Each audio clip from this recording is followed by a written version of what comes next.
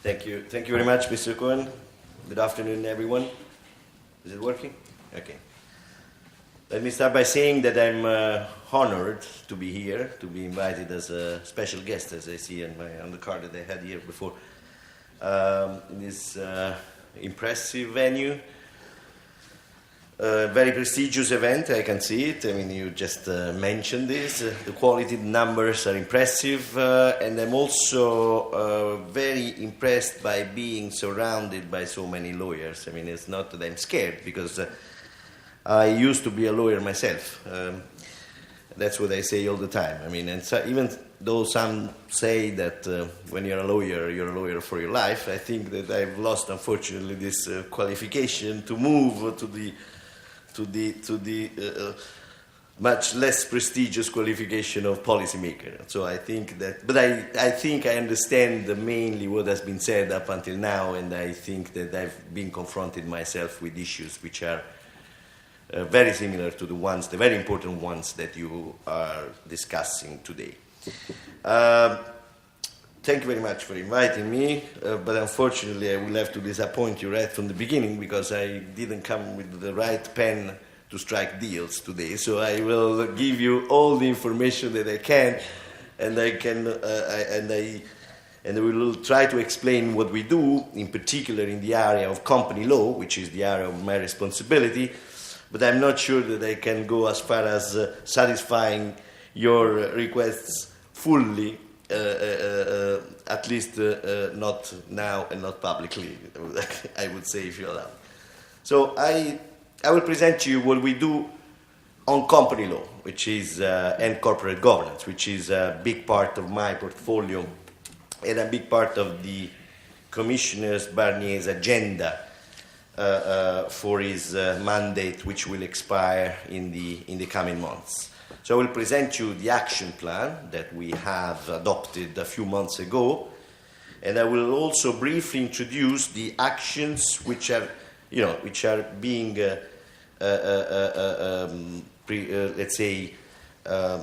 constructed, elaborated, conceived in order to implement this action plan, because we are in a key moment.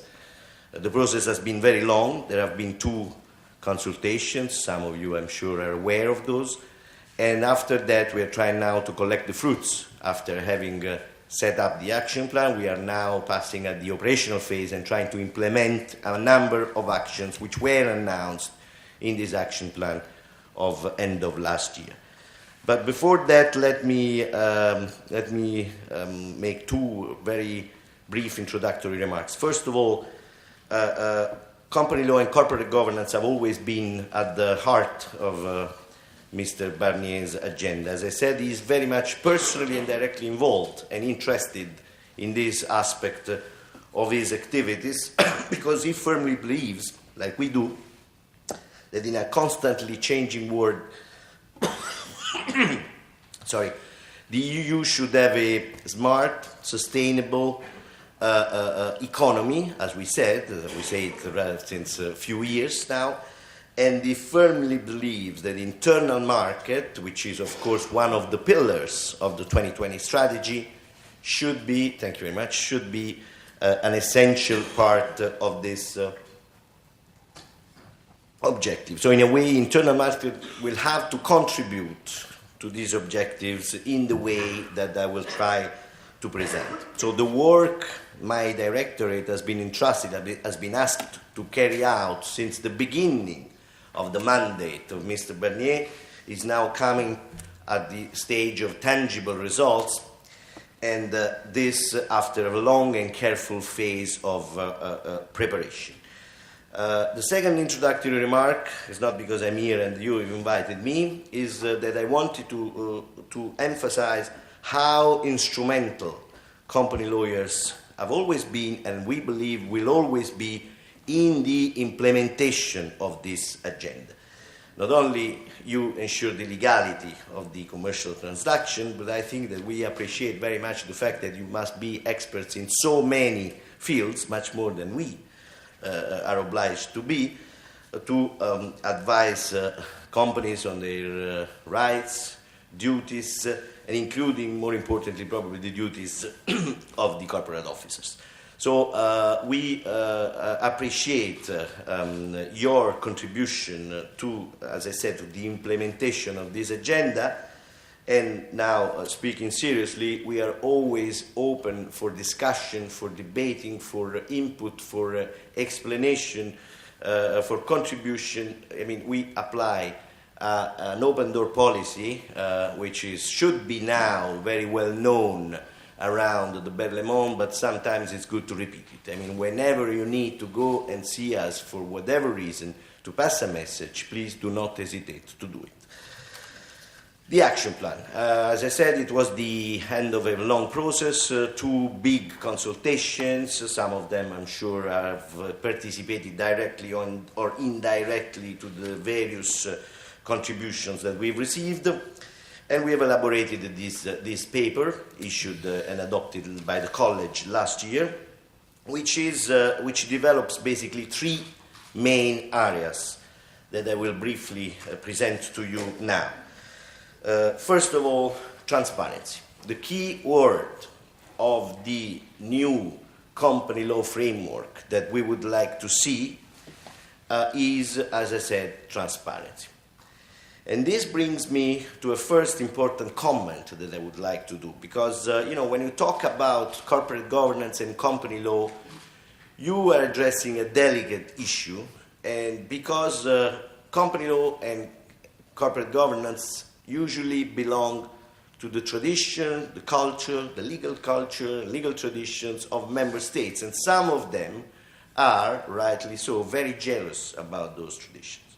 So I would like to tell you right from the beginning that the guiding principle that we've used when conceiving this action plan has been always the balance, trying to strike the right balance between what needs to be done at the EU level, what needs to be done at the national level, and what can be done at companies levels, corporate levels.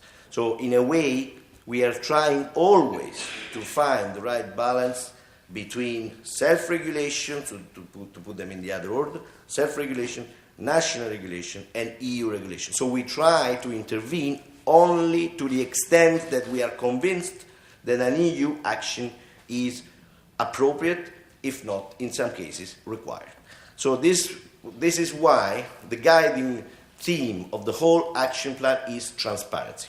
As far as we can, we try to privilege provisions imposing enhanced transparency rather than binding and prescriptive provisions.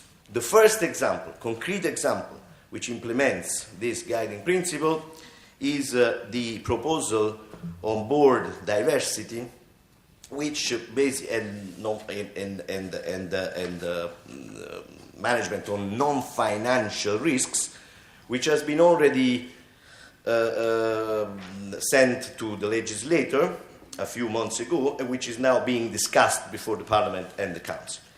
I don't know how familiar you are with this proposal, but again, we are trying to make sure that the information related to the board diversity, and when we say diversity in very general terms, not only gender diversity, but also like a little bit in your advisory council, as I heard a few minutes before, we talk about diversity in terms of gender, in terms of experience, in terms of background, etc.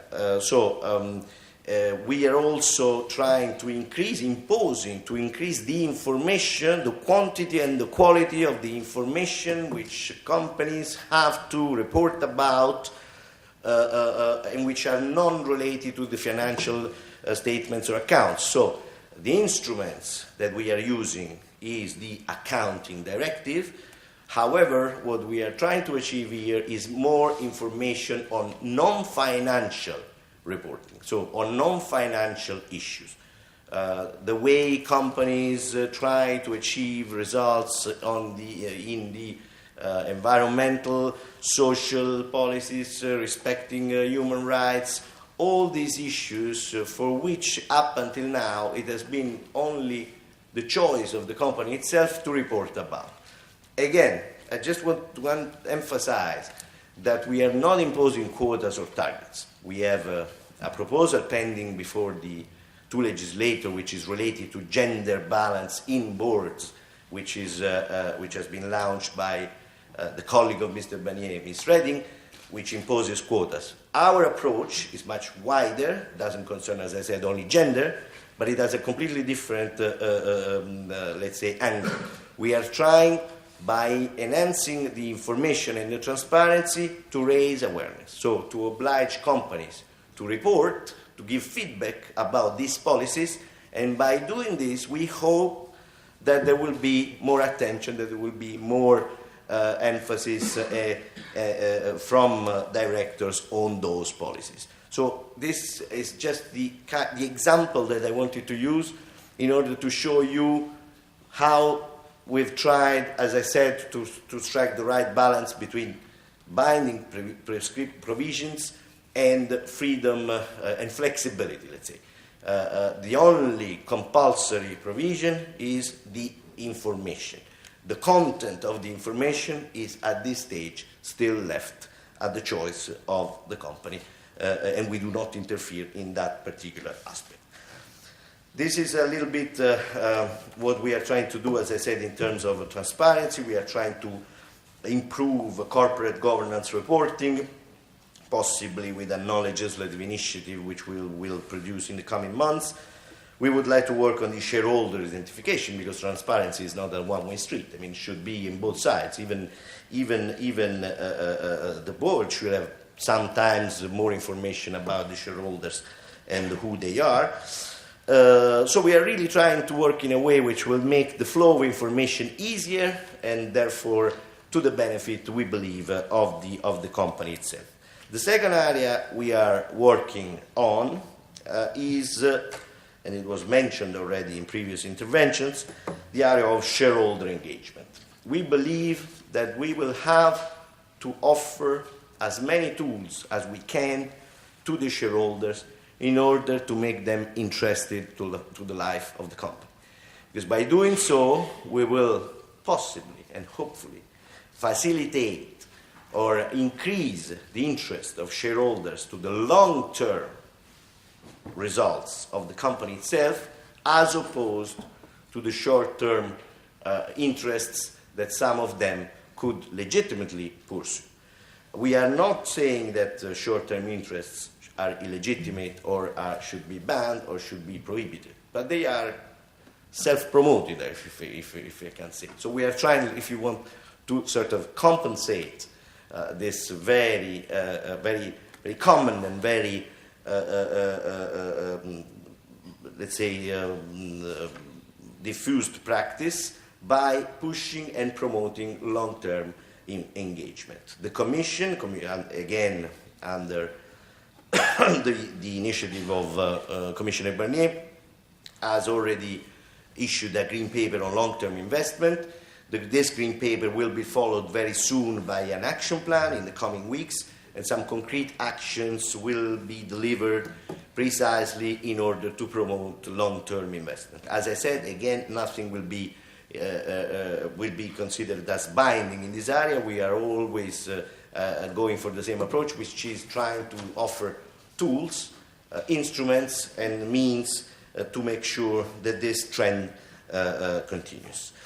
We are trying to make life of the company more interesting, as I said, for the shareholders, and of course one of the most interesting parts of it will be remuneration. So we are trying to envisage rules on remuneration, but here again we are not trying to put caps, because otherwise some member states will take us to court, as they did for the caps of bankers. One of the member states yesterday. But we are trying again to work on transparency. So we would like basically to impose that the remuneration policies are in general disclosed and therefore discussed, that some high individual remuneration packages are also disclosed and therefore possibly discussed. And we are wondering how to entrust shareholders with a famous say on pay, so with the right voting or expressing their view, we are still wondering how to best achieve, again, the balance I was talking about on remunerations.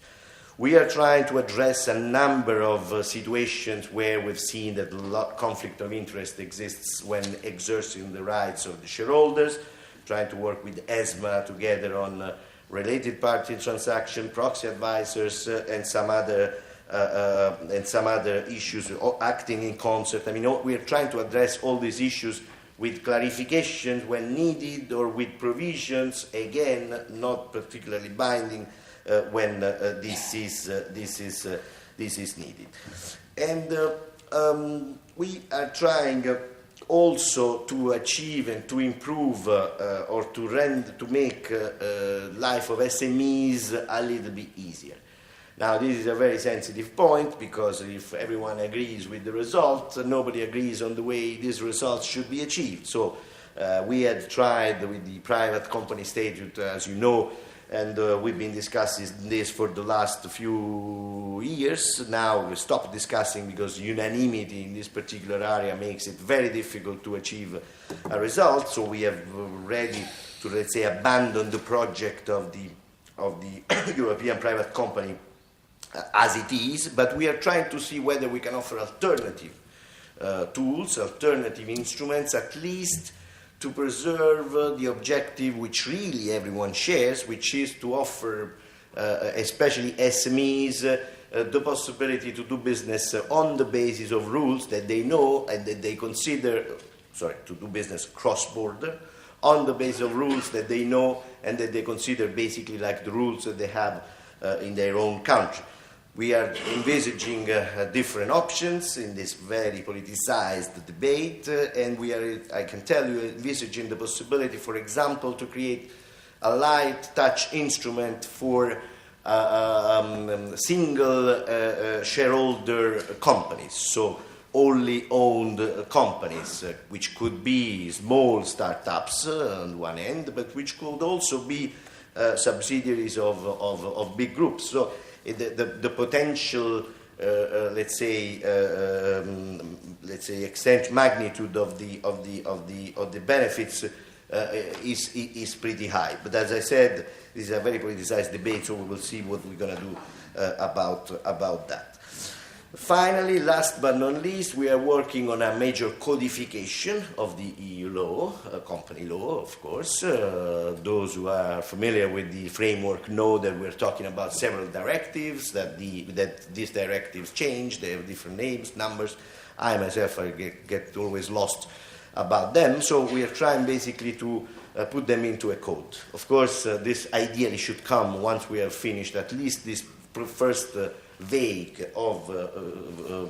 wave of modifications, but the idea is to have a simple instrument which is readable and which is user-friendly, so that even at the level of the national implementation, which is required by the member states, the task is facilitated already by the European instrument. Now, I prepared also a few updating on other issues, like more detailed on accounting, but I think that I can basically on accounting I can refer to what I said at the beginning. I mean, the accounting directives are there. They are new. They have been agreed by the legislators a few months ago. Now they will have to be implemented. And as I said, the only modification that we are proposing on it is the one on non-financial reporting. Here you might be aware of the very highly political debate which exists around disclosure of tax policies and tax schemes. You may know that actually the European Council a few months ago required basically the Commission to work on a legislative proposal which would make compulsory for companies to report about tax schemes.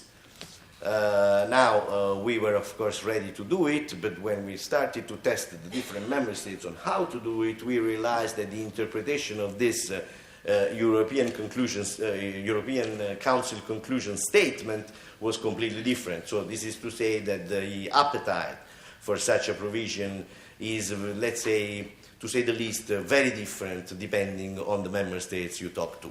There is quite a lot of appetite in the Parliament, as it is always the case in this kind of disputes. We will see what and if we will do something in this area. Of course, I mean, it would be a big step towards the very important objective of fighting tax havens, which has been considered at the level of G20 and the level of IOSCO as one of the major objectives of our society for the following years.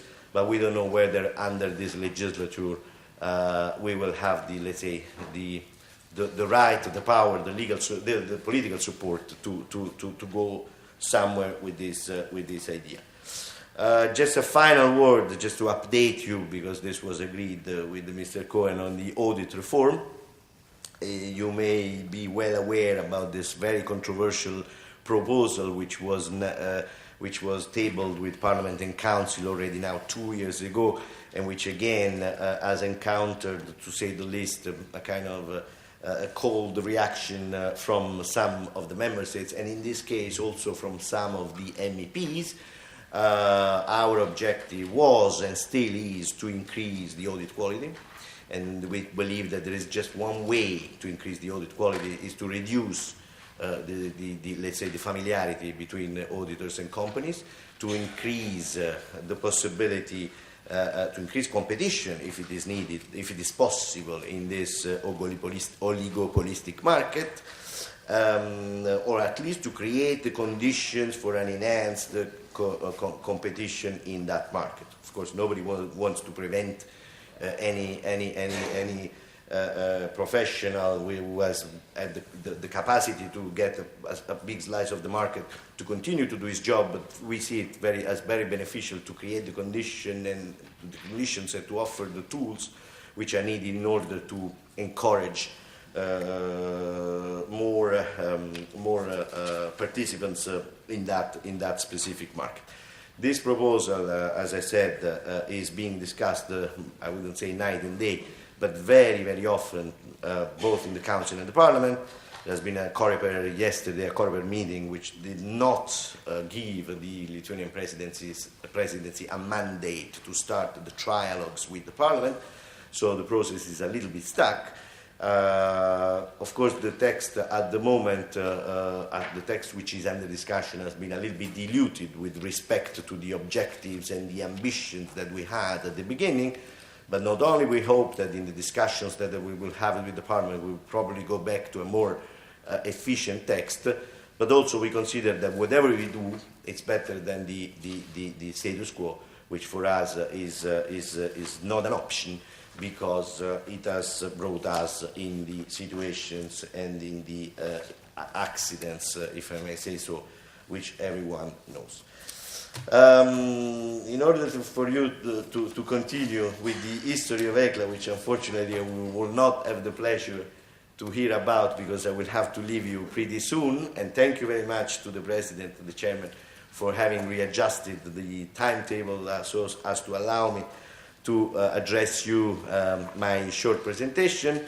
I will stop here, and I will not only make myself available for a couple of questions if you have them before leaving, but also, and more importantly, to thank you very much for your attention. Thank you.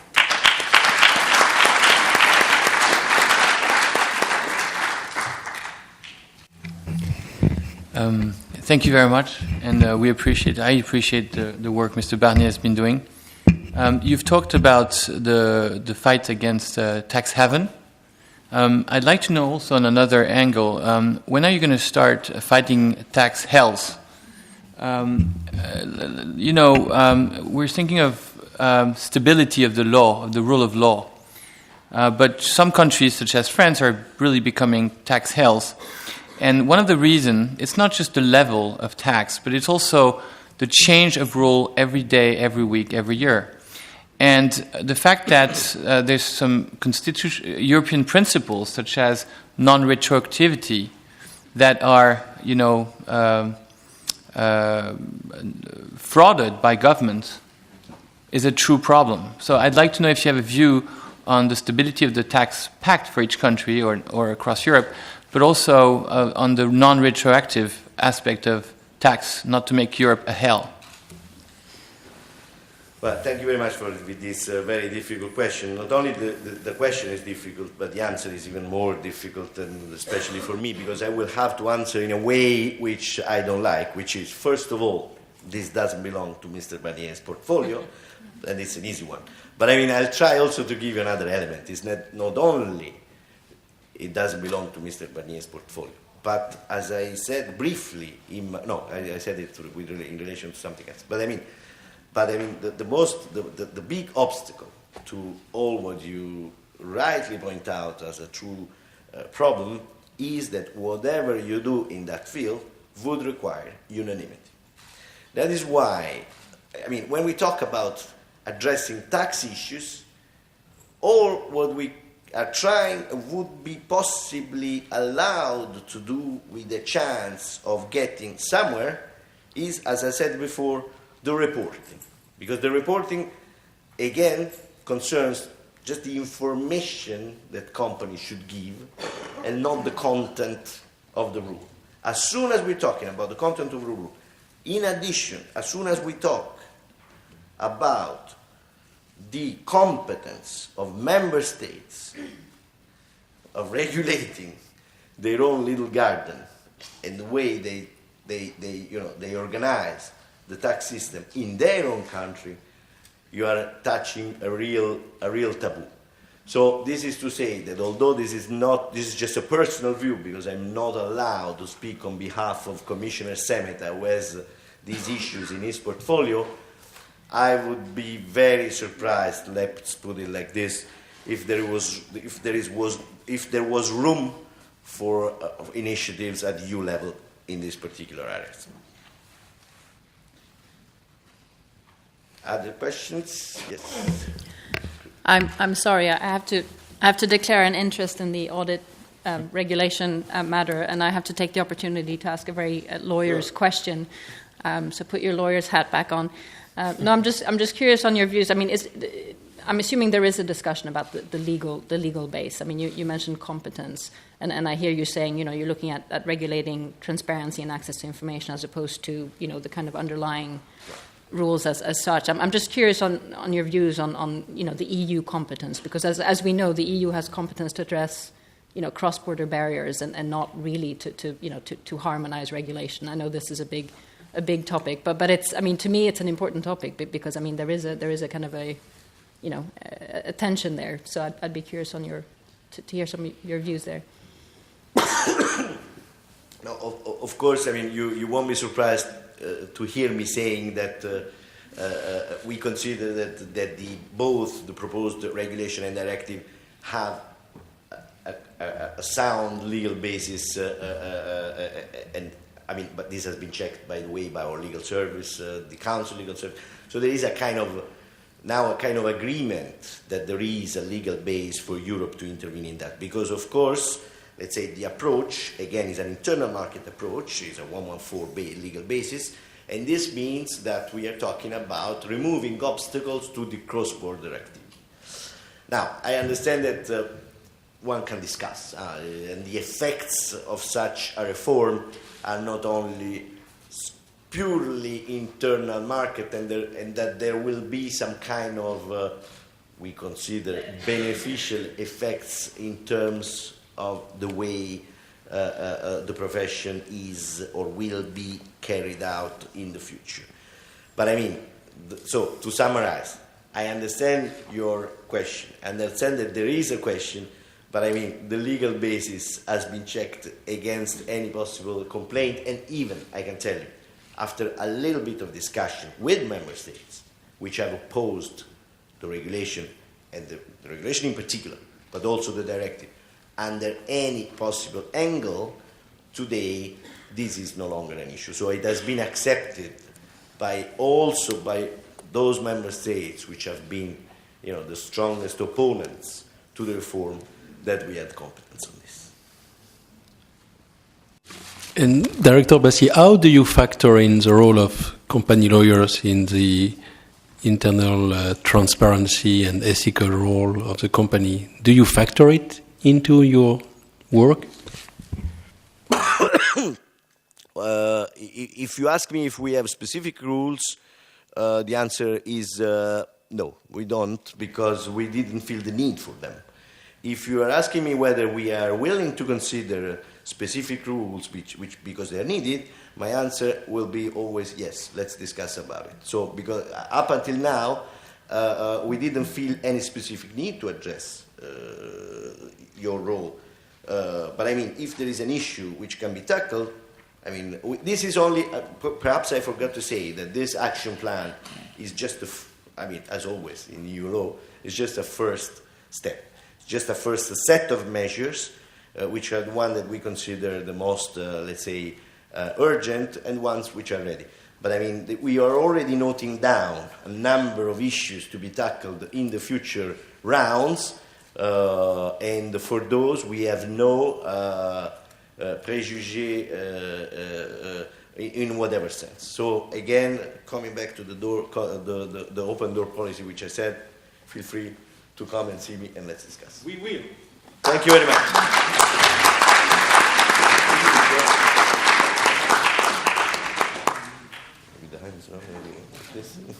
We will come back. Okay, thank you. I'm sure. Thank you. Thank you very much.